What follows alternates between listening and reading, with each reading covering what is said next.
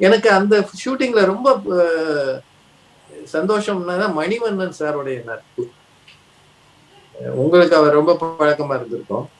நான் அதுலதான் அவரை தெரிஞ்சுக்கிட்டேன். ரொம்ப அன்பு காட்டினார். எனக்கு அவர் மேல தனியான ஒரு பிரியம் இருந்தது. அவர் ரொம்ப அன்பா இருந்தார். அவரு நானும் தான் கார்ல டிராவல் பண்ணுவோம். அது குறிப்பா நாங்க புனேல, டெல்லியில எல்லாம் ஷூட் பண்ணோம் நிறைய நாள்.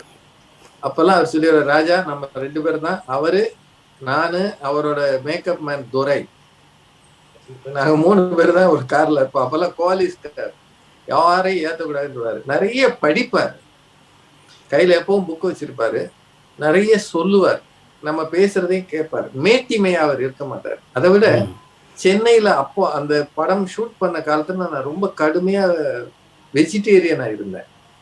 அவங்க வீட்டுல இருந்து சாப்பாடு கொண்டு வருவார். நான் என்னை பார்த்த உடனே போன் பண்ணுவாரு அவங்க வீட்டம்மாவுக்கு, மதுரைக்காரர் வந்திருக்காரு, இந்த பட்டிமன்றம் மத்தியான சாப்பாடு கொடுத்து விட்டுருன்னு.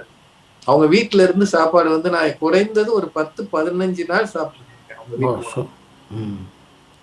ரொம்ப அன்பு காட்டுவார். அவரோட நேரம் போறதே தெரியாது. நிறைய சொல்லி கொடுத்துருக்கிறார். உதாரணத்துக்கு ஒரு விஷயம், முதல் நாள் வந்து ஈவினிங் ஷூட்டிங் முடிச்சுட்டு அந்த அந்த கேரவனுக்கு வெளியில நான் நிக்கிறேன். முதல் நாளும் ஒரு 2-3 நாள் கழிச்சு. அப்ப வந்து எனக்கு வண்டி இல்லை.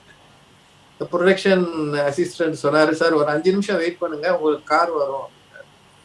அப்போ இவரோட சொந்த வண்டியில போறாரு. என்னை பார்த்தோன்னே காரை நிறுத்தினாரு. என்ன நிக்கிறீங்க? இல்ல சார் வண்டி வர லேட் ஆகும். ஏறுங்க என் வண்டியில அப்படின்னாரு. ஏறி உட்கார்ந்தார். எங்க போனோம்னாரு. ஹோட்டல் சொன்னேன். நேர ஹோட்டல்ல வந்து விட்டுட்டு வாசல்ல அவரு என்கிட்ட சொன்னது, உங்களை தினம் கூட நான் இங்க வந்து பிக்கப் பண்ணுவேன், டிராப் பண்ணுவேன். ஆனா அது கம்பெனி வசதியா எடுத்துக்கும், சினிமால மட்டும் ஏமாந்துடக்கூடாது.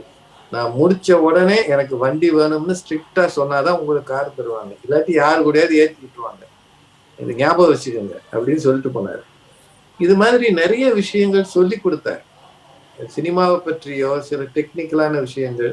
அதே மாதிரி ஒரு ஷாட் எடுக்கும்போது நான் அந்த காட்சிக்குரிய வெறப்போட இருப்பேன். அவர் மெல்ல தட்டுவாரு, அது கேமரா அப்பதே அங்க போயிருச்சு, நீங்க இன்னும் டென்ஷனா இருக்கீங்க, உங்களை எவன் பிடிக்கிறா, அது கதாநாயகி மேல இருக்குமா, நீங்க இவ்வளவு வெறப்பா இருந்து என்ன பண்ண போறீங்க. அது ரொம்ப நல்லா இருக்கும் அவர் சொல்றது. Very very nice person. எனக்கு மணிவண்ணன் சார் மேல ரொம்ப அன்பு.